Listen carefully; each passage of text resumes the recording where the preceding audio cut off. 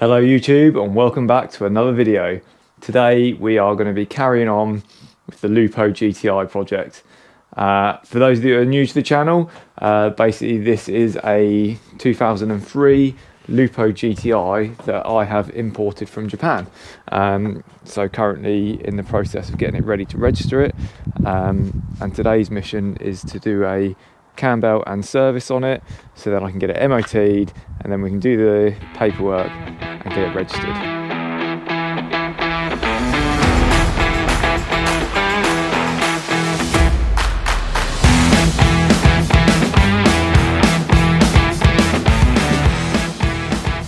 In the previous video you would have seen the buying process and me picking this up from the docks and having a bit of a look around it. The car has been sat since. Well, actually, first of all, you see I've now got it at home instead of down at Ryan's yard, but secondly it's kind of just been sat here. It's been Christmas, I've had a lot on, I've not touched it, and it's not a rush yet, so yeah, you can see I've not even cleaned it. It's still got all the writing on it from being imported. So yeah, we've got the keys. Let's see if she'll start up. Like I said, it's been sat for a couple of weeks, bit of a mess inside. We'll go through some of the other details on it soon as well, but yeah, got a Cambelt kit and everything. I've got all the time and procedure printed out. Where's she gonna go? Minter. Yeah, so let's get it on the driveway and we'll get it jacked up. Probably stick a time lapse on, because nobody wants to see me do the whole Cambelt. So my original plan was to actually MOT this, because you need an MOT to be able to register it, fill out all the paperwork, send that off, and then while I was waiting for the registration to then do the Cambelt and service work on it.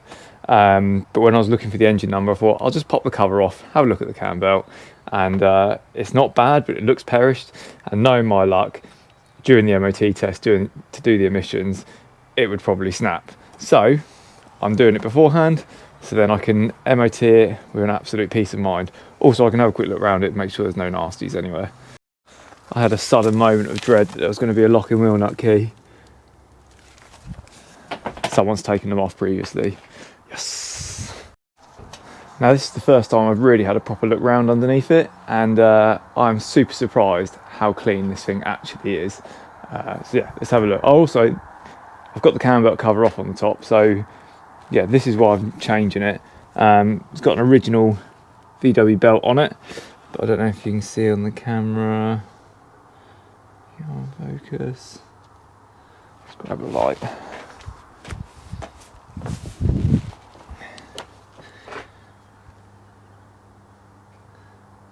don't know if that's picking that up, but yeah, anyway, you can visually see that there's cracks on the belt, so let's do it. I mean, I think it's been off at some point, because you can see it's been paint marked, but yeah, let's do it anyway. It gives it a new lease of life, we know it's done, peace of mind. So yeah, let's start off with the engine bay.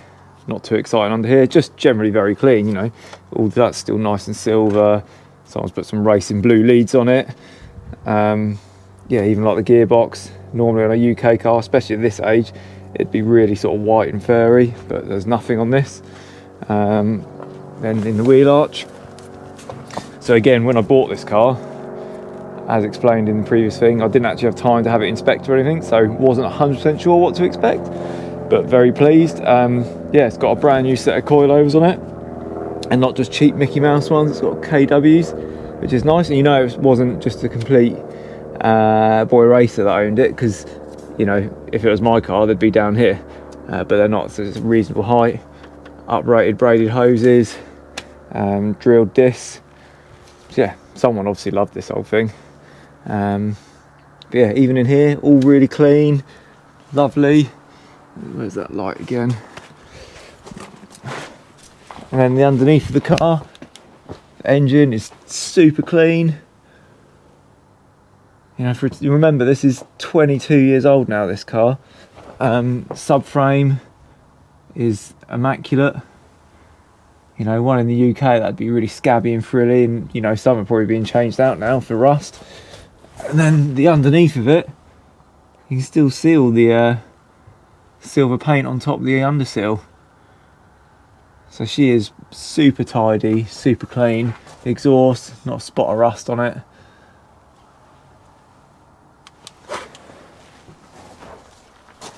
Yeah, really happy with that.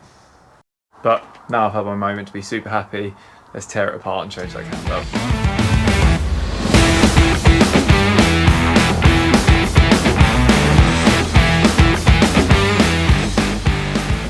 Belt all timed up. There was a little bit of confusion, so I just thought I'd show you quickly. The top's pretty easy. Got 2 pins that go in and lock the cams in. Those original marks that someone else has put on mean nothing, unless they had them for the belt to line up. So I reckon this is the same belt that they've put back on. So it probably hasn't had a belt. It's a good job of doing that. But then down the bottom here, there's a take that away. On this one that I've painted white is actually like a flattened off tooth, so that's your timing mark. And then when you look in here, it wasn't clear to start with whether it was meant to line up with that web on the oil pump or that one, but it's actually the one to the right. So I had a panic for a minute because none of the pins would line up, and wondered if the belt had been done right before, but it was running. So a little bit of research, yeah, it's actually the second one, and if I'd read the Autodata instructions properly, that tells you that there. So all good, panic averted. Let's knock the tension off, get that belt off. So the Gates cam belt kit I've bought comes with absolutely everything. The 2 cam belts, which I'll explain in a second, new guide pulleys, new tensioners, new water pump, and some new bolts. But yeah, so traditionally you'd have a cam belt that goes from the crank up to the cam wheels and then back down. But on this one you've got one belt that runs up to the inlet pulley, and then behind that you've got another pulley which another little belt goes on and runs the exhaust cam belt, or runs the exhaust camshaft. So yeah, a little bit odd. Hopefully now you can see why I'm doing this belt though. Yeah, that's pretty perished. That wasn't longing for this world, and I reckon that's the original belt.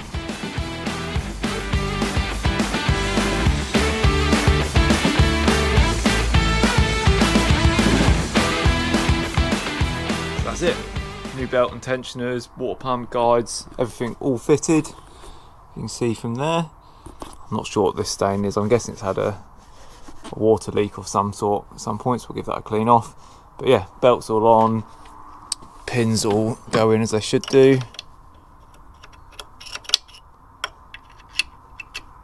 Yeah, perfect. And the bottom's on its mark.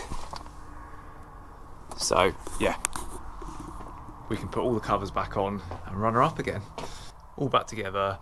Now I want to change the oil and service it, but let's make sure it starts first. I always like to do one job at a time.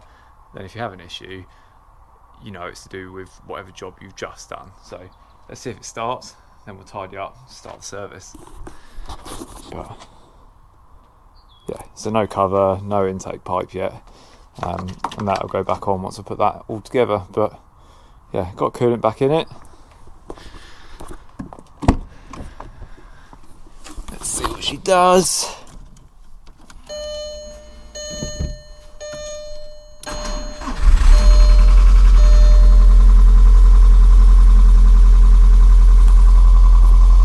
It lives.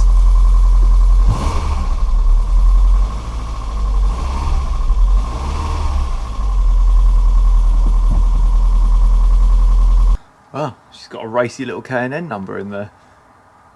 Another little surprise, so we'll give that a clean, put her back in. Once I'd cleaned and re-oiled the air filter, it was time to carry on with the rest of the service, which included an oil change, new oil filter, spark plugs, a new fuel filter and a pollen filter, and also checking all the levels under the bonnet, giving it a good once over and bringing it all up to date. Also time to give it its first UK wash, ready for its MOT. Now that we've got the Lupo all serviced and cam belted up, ready for the MOT, the next thing I wanted to do is have a look at the Speedo. So being a Japanese car, it reads in kilometres, and also the total mileage is in kilometres an hour. So that I believe I can do with coding on VAGCOM, so we'll have a look at that. And the as for changing it so it can read in miles per hour for the speed you're doing, you can't actually buy a fascia plate that fits the GTI. So what I have done is buy another set of clocks from a second-hand scrap car in the UK, and hopefully between the two I can strip those ones down, take the fascia plate out of that, put it into our ones. But first things first, let's get it out of the car. Right, here we are then. It's a bit dark, but hopefully you can see what I'm doing. So first things first, I can see is there's a little T20 torque screw up in there. So let's pull that out.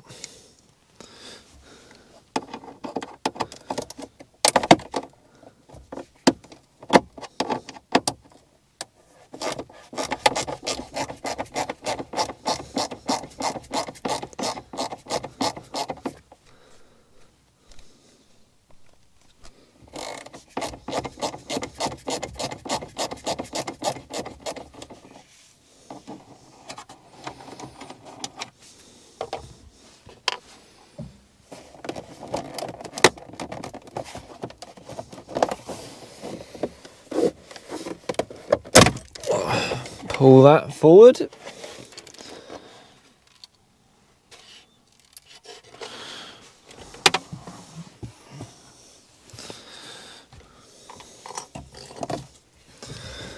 And we've got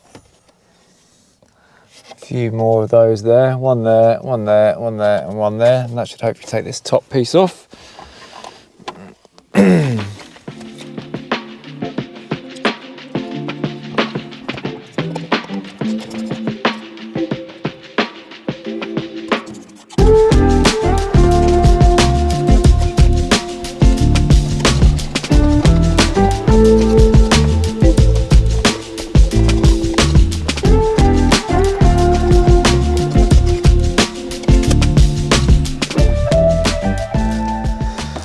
Well, that wasn't meant to happen. So it wasn't actually those ones there, it was another one here. And I have now broken that. What a pain. Looks like we'll be looking for another one of them then. Oh, bugger.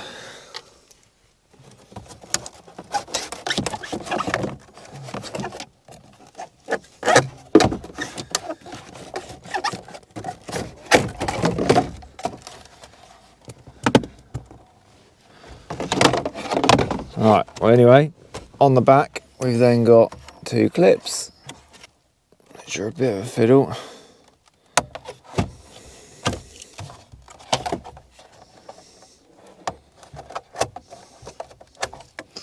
And there we go, just like that. If you don't smash the plastics, it comes apart just as easy as that. So yeah, that just goes to show that it doesn't always go to plan. I went in a little bit overly confident, thinking it was just those 4 screws, and yeah, I mean normally you have to, because there's clips holding it in as well, you have to give it a bit of a tug to come off, but being 20 odd years old and from Japan in the sun, that plastic was quite brittle, so we broke that. But yeah, let's see if we can make these work. So clearly here you can see the difference between the GTI clocks and the non-GTI clocks. GTI's got the chrome rings around it and the clock in the middle, and yeah, as you see, it's going just kilometers an hour. This one is very basic, but it goes miles an hour and kilometers an hour on the outside. I think they look like they line up pretty similar. I mean, I guessed all of this from photos, to be honest.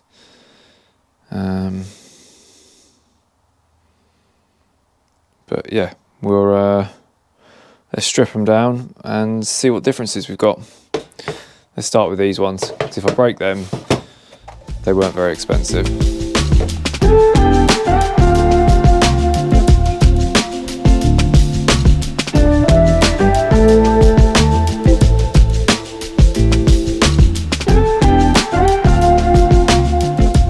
There we go, all stripped down. A little bit of a fiddle to get the needle off, trying not to break anything. But yeah, that's obviously the main piece that we're after. I don't know whether we need to use this centerpiece. I don't know if you can see there, show it, the light behind it. That's also got all your warning lights. So we'll check if that's different or the same as that one. mainly because this one's got some red bits in it. Yeah, we'll see if they're the same basically, and which one we can use. So let's strip these down and we'll compare them then. So there we go, got them both stripped down. They look, I'm not 100% sure they fully line up exactly, but looking at pictures online, this is exactly what a GTI Speedo reads as, so I can't see what's different. So we'll test it on the road, see if the Speedo is accurate. These have all the same symbols on them, but the serrations here don't line up with each other, so I've got to use this one from the mile per hour Speedo, or mile per hour gauge we're using, into our new clock, or into our old new clocks, whatever you want to call it. So yeah, let's put it all together, and then I guess we'll have to test it to see how accurate the Speedo is. There we go, 1 mile per hour Speedo ready to go back in the car. So there we have it, all showing now miles per hour and kilometers per hour. We've still got that little thing of it showing the odometer in kilometers. Now, simple fix, plug in with VAGCOM as we are now, and then all I need to do is go into the coding and change what country it's in, and we should be all good. Great Britain, done. What do we have there? Woo! The miles it's done rather than kilometers. Cha-ching! So yeah, all set for UK roads. I managed to break the instrument cluster surround while converting it to miles per hour. But I've managed to source another one. As you can see here, it actually comes with the whole top piece, which I'm not going to use because it's a bit scratched and battered, but the main bit I need there is all good. It was actually surprisingly more difficult to find than I thought. It's different to a standard Lupo because it's got the clock, but it is the same as a Polo. Say Polo? Yeah, same as a Polo 6N2. So I'd have thought there'd been loads of them around, but yeah, it was more difficult to find than I thought. So bear that in mind. But yeah, so let's bang that back in, and then that's all nice and complete. So we've been for MOT and we failed. What a pain. But never mind, nothing too major. A steering rack gaiter has got a split. I obviously didn't see that when I was laying on my back looking up. Here's the certificate. And yeah, I've got a new rack gaiter, so we're going to do that now. They've also advised on a CV gaiter, excessively deteriorated or severely deteriorated, only an advisory. 2 tyres perished, which I knew about, and front plate and strut top mounts. Now, I'm not sure if the MOT tester's being a little bit picky on some of these things because it's a US import. He had to spend 30 seconds longer registering the vehicle to do the MOT, and so it's just sort of proving a point. But yeah, we're going to have a look because basically the CV joint is a hard plastic gaiter, so they're kind of either split or they're not. There's kind of no in between with that one. And the strut top mounts, they kind of have play on them from standard. The design of them is they're like a taper. Oh, I'll show you in a minute basically, but without any weight on them, they kind of do have play in them. So yeah, let's have a look, see what we think. Yeah, so I've got it jacked up. Yeah, the strut mount play. Let me put the camera down. Basically, they're talking about that up and down play. Now, they're like a taper rubber bush. Let me get one out of the box. I got them just in case. They weren't very dear. And I imagine it had new ones with the coilovers, so I don't know if it needs them. If it needs them, we'll do them.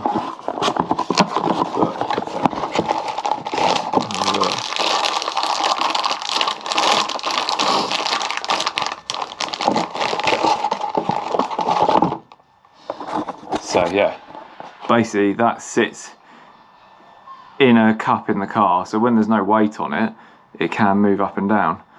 But when it's got weight on it, it's wedged in there and it's nice and secure. So I might try and put the gun on them, make sure they're tight, but if not, I might change them. If I change them, I might end up winding the coilovers down just a little bit, but we'll see. Let's have a look at this CV Gator.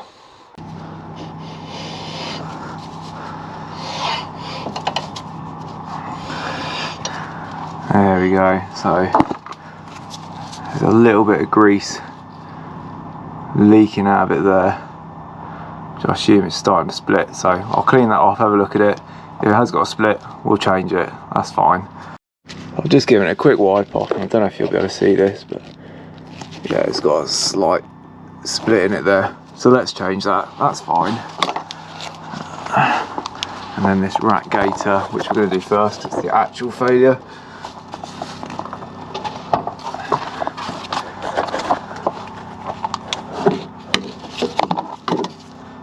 I don't know if you can see, probably not, I might be able to see it better from the top.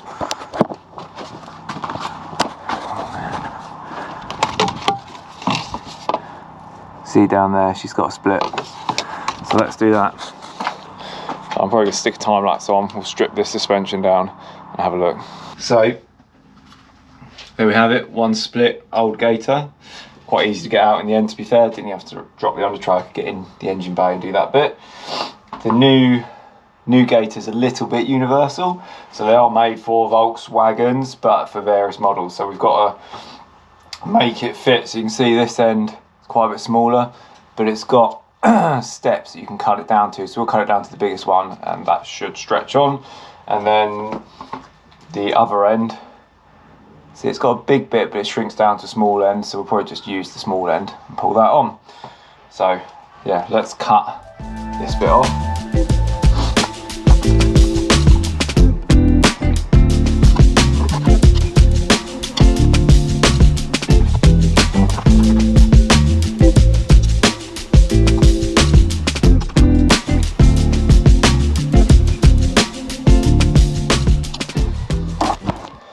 Yeah, so there we go, that's a bit closer. Not quite the same, but she's quite stretchy. Now, Rat Gator is done. I've not put it back on yet because we're doing this CV Gator. Now, you don't normally have to do this. You can just kind of undo the bottom 3 bolts or move the hub out of the way and get to it. But we're going to be taking the strut out to do the strut top mount. I've already got the steering off.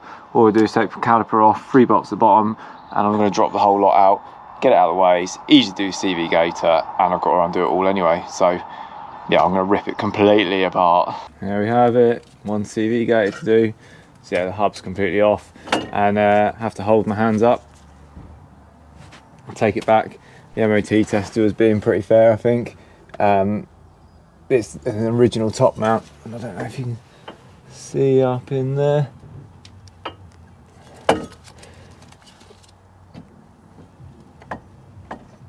It's got quite a lot of play in it, so yeah, fair play to him. So let's get them done as well. We have a fail. So got the CV boot off, all nice and greasy. New one as supplied. Here, new one. It's too small. Let's have a look at them. Bugger. Now I'm trying to get this done tonight so it can get it ready for a retest. Luckily the guys down at the local parts shop are leaving it out for me because it's 5:30, so they go home, so I can carry on getting this done tonight. So let's shoot in the wagon of power and go get these bits.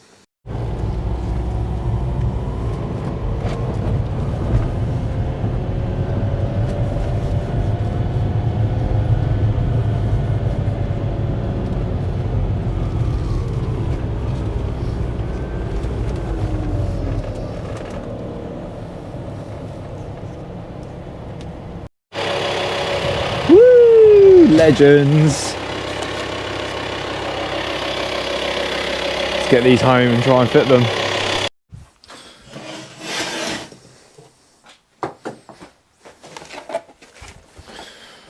Right, let's see if either of these are any good. I've got a Shaft Tech one. Oh, might have a winner. Yeah, I reckon that'll stretch on there. And that's probably a slightly better quality than the old iron upper. Have a look.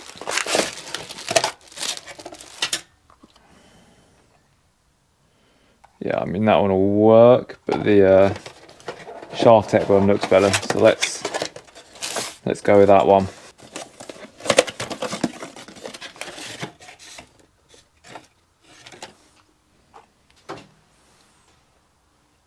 Yeah, looks right as well. Whereas the Napa one,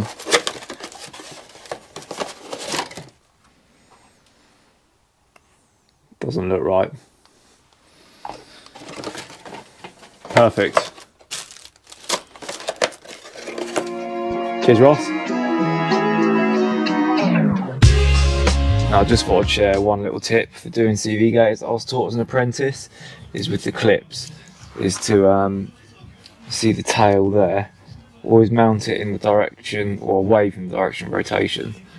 So if it ever clips up and the wheel's spinning round, it can't then get caught on like the caliper and then rip the whole thing off. Only a little thing, and it's not essential or crucial, or well, it's not mandatory, but I just thought it was always a nice little thing. So yeah, done that with both of them. Obviously in reverse, if you're going backwards, it could still do it, but 90% of the time you're driving forward. So yeah, my tip of the day. Well, you've seen me all play around with coilover stuff before. These are actually wound up quite far on the thing, so there's actually quite a lot of tension on the helper spring. I'm gonna undo that nut, see if it relieves much off there, because otherwise I'm gonna have to wind this down to be able to get this off without it pinging off into my face. So let's see how that goes. Otherwise I'm going to wind that down, and I'm never going to wind it all the way back up, because if I'm touching it, it's getting lower. Let's have a look.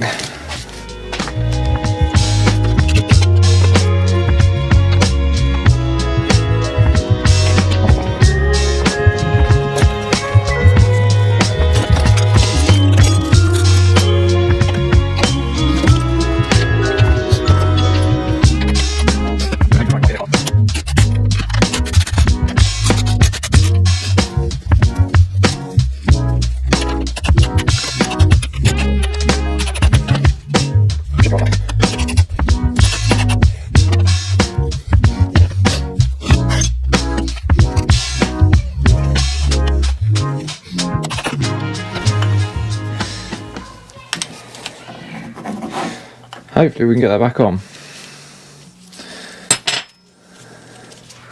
But you can now see the difference between a worn one and a not very worn one.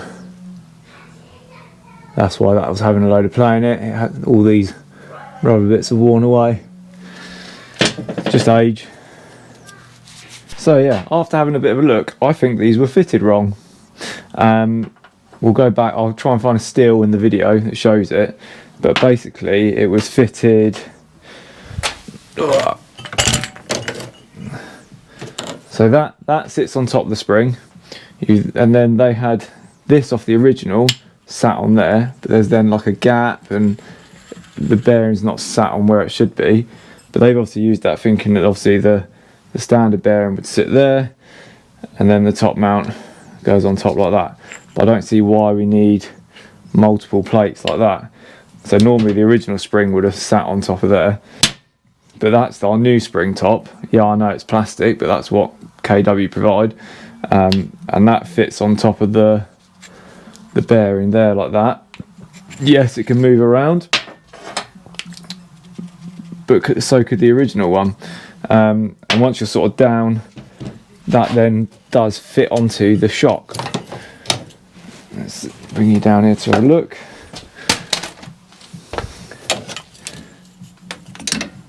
So that then, when it's all done up, that would, you know, that's on the shock there, not able to move. The bearing is on there, where it should be. And then your top mount goes on there. So that's, I believe, from what I've then looked at online to double check, I believe that's how it should be. I didn't think it looked right. So yeah, let's put it together properly and have a safe car.